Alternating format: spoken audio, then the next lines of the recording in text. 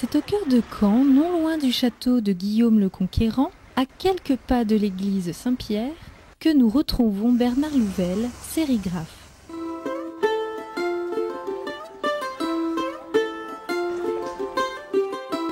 Je suis né en 1943, c'est-à-dire que j'ai connu la guerre.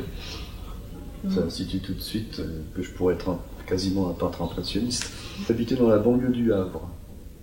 Et j'ai fait mes études au Havre. Et pour l'art, c'est une activité que j'ai toujours menée depuis, je dirais pas ma plus tendre enfance, mais depuis très très longtemps. J'étais étudiant en physique au début des années 60. On faisait des balles à l'université. Donc il y avait une série de grands balles. Moi j'avais décoré des balles. C'est-à-dire par exemple j'ai un souvenir d'avoir l'aquarium de la fac. Vous voyez ce que c'est l'aquarium? La grande galerie vitrée. Oui. Il y a 16 grands panneaux, mais immenses, ça fait 4 mètres sur 3. Et j'avais décoré l'aquarium en estampe japonaise mais géante. Et pour ce bal-là, j'avais demandé à une entreprise de sérigraphie de faire l'affiche. C'est-à-dire j'avais fait la maquette de l'affiche. Oui. Et il me l'avait tiré en sérigraphie. La sérigraphie, ça n'existait que pour des panneaux publicitaires en fait. Et elle est arrivée dans le milieu artistique, si je peux dire, mais par la bande, en 68. C'est-à-dire c'est les gens de l'école des beaux-arts de Paris ont récupéré un atelier de sérigraphie qui venait je ne sais où. Et c'est eux qui ont lancé ces affiches de mai 68 qui étaient faites à toute vitesse. Les premières, elles étaient faites en litho. Et donc très rapidement, au bout de quelques jours, ils les ont faites en sérigraphie, ce qui permettait de faire une affiche militante rapidement en très grand nombre. J'ai toujours fait de la peinture et de la sérigraphie depuis maintenant une trentaine d'années. C'est une technique que j'ai appris, qui m'a simplifié l'existence dans ma production picturale, si je peux dire, parce que ça me permettait d'obtenir des beaux aplats. Et puis, comme je maîtrise bien ça, j'ai rencontré après un photographe avec qui on a travaillé en duo pendant 17 ans et qui m'a fait changer totalement d'esthétique. C'est-à-dire au lieu de faire une peinture abstraite, je suis passé à quelque chose de plus en plus réaliste et maintenant, sur les derniers boulots de cette semaine par exemple, c'est quasiment de la photo. Je travaille sur des séries, ça n'a rien à voir avec le terme sérigraphie, mais donc je choisis un thème de travail et je me fixe quelques contraintes formelles.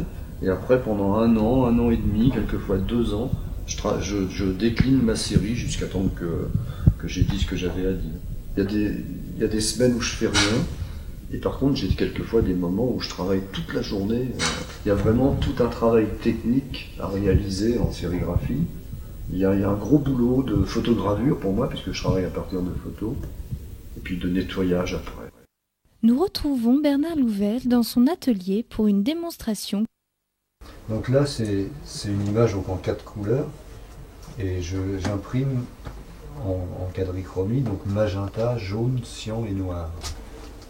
Ça permet de tirer sur la peinture et de l'appliquer sur la feuille. Donc je soulève ça.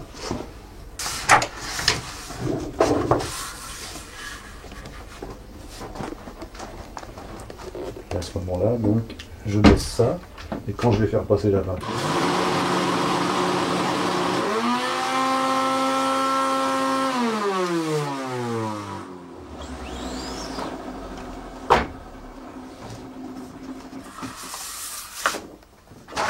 et ça c'est le film du jaune. Donc les points sont pas au même endroit. On va regarder ça.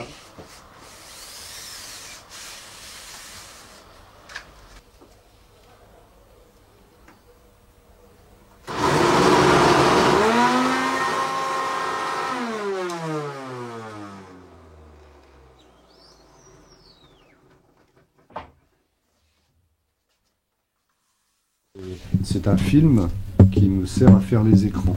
Donc, alors pour obtenir ce petit point-là, c'est une technique à moi. Je travaille sur l'ordinateur et je prends une image couleur dont je sépare les différentes couches, cyan, magenta, jaune et noir. Et j'imprime sur du transparent avec une imprimante jet d'encre, la couche cyan, la couche jaune, noir et magenta. Et avec une mauvaise imprimante qui date de Mathusalem, on a une sorte de pixelisation. Et avec ce film photo, je me sers de mon agrandisseur, qui est un très grand agrandisseur, et je refais donc des grands films qui vont me servir de typo. J'avais fait une série avec Claude Pin qui s'appelait Espace Route. On avait choisi de donner des images de ce que verrait un piéton au bord de la route. Et là, je reprends un peu le même travail, c'est-à-dire mes paysages là sont en contre-plongée, et donc ça introduit une perspective dans chacune des images. Il y a un livre de Pascal Quignard qui s'appelle Le sexe et l'effroi, et c'est un bouquin que Quignard a fait où il étudie en fait le regard des femmes et dans les mosaïques de Pompéi. Et moi j'ai essayé de refaire un peu la même chose 2000 ans après.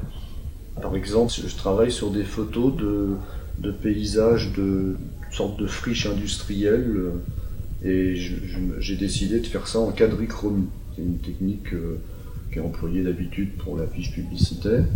Et moi, j'avais jamais travaillé en quadrichromie, sauf une petite série que je mettrai à l'IUT dans votre exposition. Et là, bon, je décline ça. Donc c'est toujours le même format. C'est dans un cadre 50-60. Il y a les 4 couleurs avec un procédé de pointillisme que je vais garder jusqu'au bout.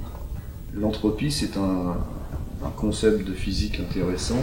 C'est la grandeur qui mesure le désordre. C'est-à-dire, quand on prend un système quelconque, il possède de l'énergie. Bon, donc il y a une quantité d'énergie, mais il y a aussi une qualité d'énergie. Et l'énergie d'un système isolé se dégrade progressivement. C'est-à-dire, si on ne réinjecte pas de l'information dans un système, il va courir vers sa mort, en fait. Sa mort énergétique, si je peux dire ça. La qualité de son énergie va se dégrader, son désordre va augmenter. Alors j'ai essayé, moi, de mettre en image ce concept-là. Donc j'ai choisi comme système mon couple, 24 ans de cette vie de couple, et en montrant que effectivement on risquait d'aller vers le désordre si on ne réinjectait pas de l'information de l'extérieur. Donc c'est un travail en triptyque en fait, où il y a le passé du couple et puis des images qui montrent effectivement un avenir pas très gai.